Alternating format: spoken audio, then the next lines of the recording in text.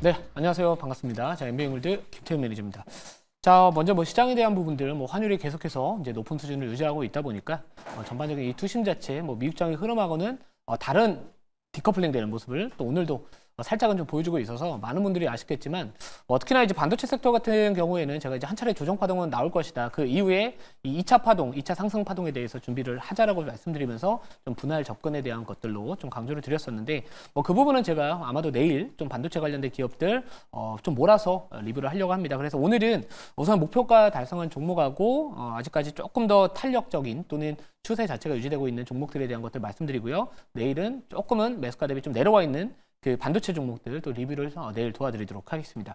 자, 먼저 목표가까지는 달성한 종목은 아니겠지만 제가 12월 20일 날 좀 좋은 자리다라고 생각을 하면서 편입했던 종목이 하나 있습니다. 바로 이제 비만 치료제 관련된 종목 중에서 오늘 제일 흐름이 좋은 인벤티지 랩 리뷰를 먼저 도와드리면은, 자, 이 인벤티지 랩 같은 경우에도 제가 사실 이제 웬만하면은 장중에 한 9%, 10% 정도 올라갔었을 때 잘 편입을 안 합니다. 근데 제가 이 종목 같은 경우에는 우선은 이 주가 위치 자체, 항상 일봉이나 주봉 체크를 먼저 하고 나서 그날 9%, 10% 오른 게 그 큰 흐름 자체, 이 추세적인 흐름들 자체에서 부담이 없다면은 저는 공략하는 것도 나쁘지 않다라고 생각을 했었는데요.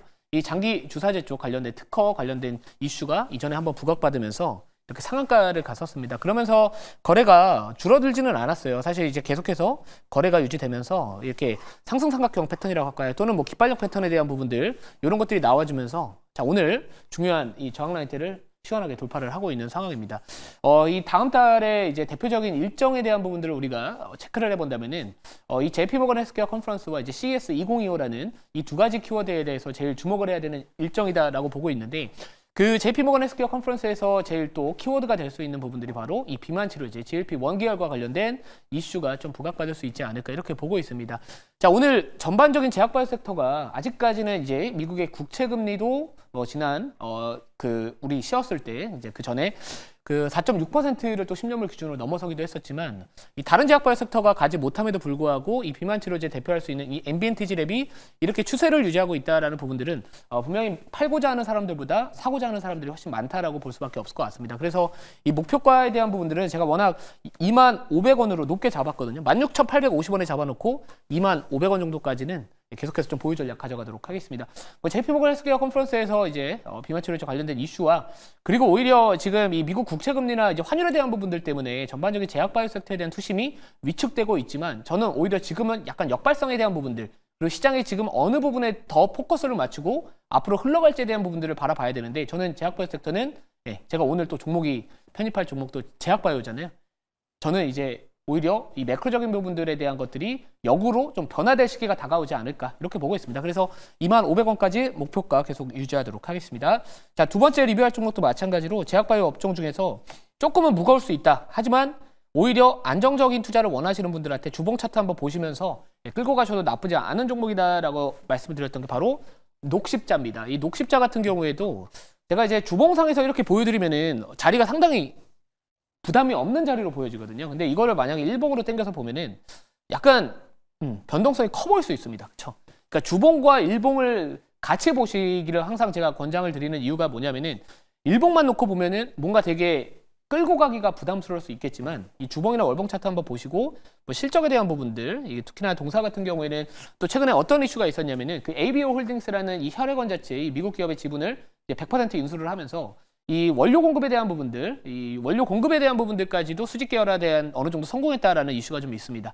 자, 그렇기 때문에 지금 금리에 대한 부분들이 부담이 되고 있는 상황 속에서도 불구하고 이렇게 상승 흐름을 유지하고 있다라는 거는 오히려 매크로적인 부분들이 완화가 됐었을 때, 우려감이 완화됐었을 때 이 기업은 아마도 이 전고점을 돌파하면서 추세 전환에 성공하지 않을까 이렇게 보고 있는 상황이기 때문에 우선 이런 종목들은 끌고 가도 저는 좋다. 만약 이 전고점 부근, 이 주봉상에서 전고점 부근에서 저항을 좀 받을 수도 있으니까 밑에서 사신 분들은 여기서 약간의 비중을 조금 수익을 실현하시고 나서 나머지 비중으로 이제 돌파하는지 아니면 또는 실패하는지 이런 것들에 대한 또 체크하는 포인트도 하나의 팁이 되지 않을까 이렇게 말씀을 드리도록 하겠습니다.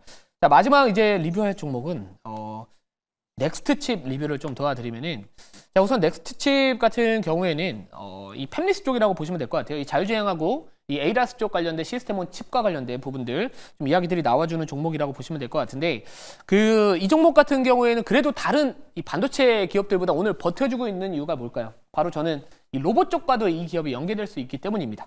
특히나 이 휴머노이드 로봇과 관련된 이 에이다스 SoC 시스템온 칩 관련해서 또 개발 중에 있다라는 부분들이 좀 있고 특히나 뭐 테슬라 같은 경우에는 이제 지난 전거래일에 급등세가 나왔었는데 물론 이 현대차의 이 무선 충전 NACS 방식에 대한 이 무료 배포 이슈 때문에 올라갔다라고는 하지만 사실 그렇게 시가총액 큰 기업이 8% 가깝게 급등을 했다라는 거는 무조건적으로 그 이슈만 가지고서 올라갔다라고 생각을 하지는 않습니다. 자, 그래서 이 종목 같은 경우에도 최근에 10월 달에 대표이사님께서 말씀하셨던 부분들이 뭐냐면은 뭐 연내에 뭐 이런 창립 이래 최대 규모의 어떤 공급에 대한 이야기 좀 나올 수도 있다라는 부분들이 좀 있는데 우선 연말은 얼마 안 남았기 때문에 저는 뭐 그거는 뭐 다음 달 내년 뭐 1분기 정도까지도 좀 올라올 수 있지 않을까 이렇게 봅니다. 그래서 추세 자체는 여전히 유지되고 있는 상황이기 때문에 뭐 이 종목도 마찬가지로 목표가 15,450원, 손절가 12,000원 제가 이전에 말씀드렸던 가격 전략 유지하면서 끌고 가도록 하겠습니다. 자, 그럼 이제 오늘 편입할 종목은 뭐 요즘에 이제 생물보안법 관련해서 이제 연내 통과 기대감이 없어졌죠. 없어지다 보니까 그리고 이제 우시 그룹도 이제 미국 내에서 공장을 다시 한번 짓는 거를 재개하겠다. 약간 이런 이야기들 나와주면서 이 CDMO 관련된 기업들에 대한 투심 또는 좀 기대치가 이전보다 꺾였습니다만 저는 오히려 지금이 저가 매수 기회다. 이렇게 생각을 하고 있습니다. 자, 현재가부터 말씀을 드릴게요. 자, 현재가는 87,700원. 종목명은 ST팜입니다. 자, ST팜 같은 경우에는 사실 실적에 대한 부분들까지도 내년에 전망치가 상당히 또 좋은 기업이다라고 보시면 될 것 같습니다. 자, 차트 한번 보여주시면은 차트부터 보여주시면 우선 부담이 없다라는 게 저는 제일 큰 장점이다라고 보고 있고 뭐 최근에 이제 이 생물보안법 관련된 부분들 약간의 노이즈가 좀 발생을 했지만 자, 우리가 생각을 해야 될 부분들이 뭐냐면은 자, 지금 이 중국에 대한 이 바이오안보법 관련해서 생물보안법 관련해서 이 중국 이 바이오 산업에 대한 의존도를 낮추기 위해서 미국은 내년에도 계속해서 이야기가 나올 가능성이 높습니다. 그리고 뭐 새로운 국토안보위원회 다음 달 또 관련해서 또 재논의에 대한 또 이야기들도 있겠지만 이 많은 이 고객사라고 할 수 있겠는 이런 CDMO 관련된 기업들의 고객사라고 한다면 뭐 빅파마나 이런 기업들이 우선은 내년에도 생물보안법 관련된 이슈에 노출되는 그 중국 기업들에 대한 의존도를 높일 수 있을까? 저는 오히려 방향 자체는 이 국내 CDMO나 아니면 뭐 일본이나 이런 이외 이 중국을 제외한 CDMO 기업들이 앞으로도 계속해서 반사이익을 얻을 가능성이 높다라고 보고 있습니다. 법안에 대한 통과 기대감은 아쉽게 올해는 성공하지 못했지만 내년에도 계속해서 이슈화는 충분히 나올 수 있다라고 보고 있고요. 자, 그리고 뭐 ST팜 같은 경우에는 우선 실적에 대한 기대감, 이 상업화 물량에 대한 기대감 자체가 내년에 더욱더 본격화될 가능성이 높다 이렇게 보시면 좋을 것 같습니다. 뭐 최근에 또 이야기 나왔던 부분들은 제가 자료 정리한 부분들이 좀 있다 보니까 자료 보면서 바로 말씀을 좀 드려보도록 하겠습니다. 자료 한번 보여주시면은 자료 보면서 말씀을 좀 드려볼게요. 자, 이 기업 같은 경우에 여러 가지 투자 아이디어가 있습니다만 우선 첫 번째 키워드 같은 경우에는 이 렉비오의 성장성에 대한 부분들입니다. 이 렉비오 같은 경우에 이 노바티스의 이제 렉비오라고 보시면 좋을 것 같은데 이 렉비오라는 이 의약품 자체에 대한 판매량이 상당히 지금 많이 증가되고 있는 상황이고요. 또 게다가 이 적응증 확대에 대한 부분들까지도 앞으로 성공적으로 진행이 된다면은 그거와 관련된 원료를 공급하고 있는 또 동사가 또 수혜를 받을 수 있다라는 부분들은 제가 이전에도 설명을 좀 드렸던 기억이 있기 때문에 오히려 최근 이슈에 대한 부분들까지도 같이 한번 좀 말씀을 드려볼게요. 자, 최근에는 어떤 이슈가 있었냐면은 이 올레자르센 미국 FDA 가족성 킬러 미크론 혈증 증후군 치료제 승인을 받았다라는 부분들이 있습니다. 자, 여기 보시면은 이 올레자르센이 그러면 뭐냐? 이 아이오닉스 파마슈티컬스가 개발한 올리고뉴클레오타이드 기반의 RNA 치료제다라고 보시면 될 것 같은데요.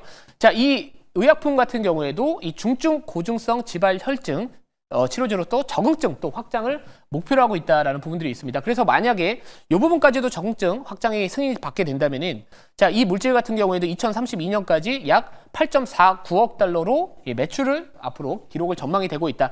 결국에는 이 ST팜 같은 경우에는 올레자르센 원료, 올리고뉴클레오타이드 공급을 하고 있는 기업이고요. 지금 전 세계 글로벌 3등이라고 보시면 될 것 같은데 앞으로 이제 캐파에 대한 증설에 대한 부분들이 성공적으로 안착이 된다면은 글로벌 1등으로도 올라갈 수 있는 기업이지 않을까 이렇게 보시면 좋을 것 같습니다. 자, 그래서 이번에 올레자레스엔 승인 이후에 이 올리고 상업용 고객사가 4곳으로 확대되고 있고요. 실제로 또 내년에도 마찬가지로 이런 다른 상업화 제품의 적응증 확대가 나타나게 된다면은 추가적인 성장까지도 기대할 수 있다. 이렇게 보시면 될 것 같습니다. 그래서 이 RNA 치료제 같은 경우에는 계속해서 이 고성 장세를 유지할 가능성이 높은 이 전방 산업이 좋기 때문에 이 원료 의약품 관련된 이 올리고뉴클레오타이드 관련된 이 공급에 대한 기대감은 앞으로도 계속해서 증가할 수 있지 않을까 이렇게 말씀을 드리도록 하겠습니다. 자, 다음 자료 한번 보면서 조금 더 말씀을 드려보면은 자, 우선은 저는 역으로 가야 된다라고 생각을 하고 있습니다. 자, 우리가 지금 이 최근에 제약바이오 섹터나 이 미국의 국채 금리나 이런 부분들이 계속해서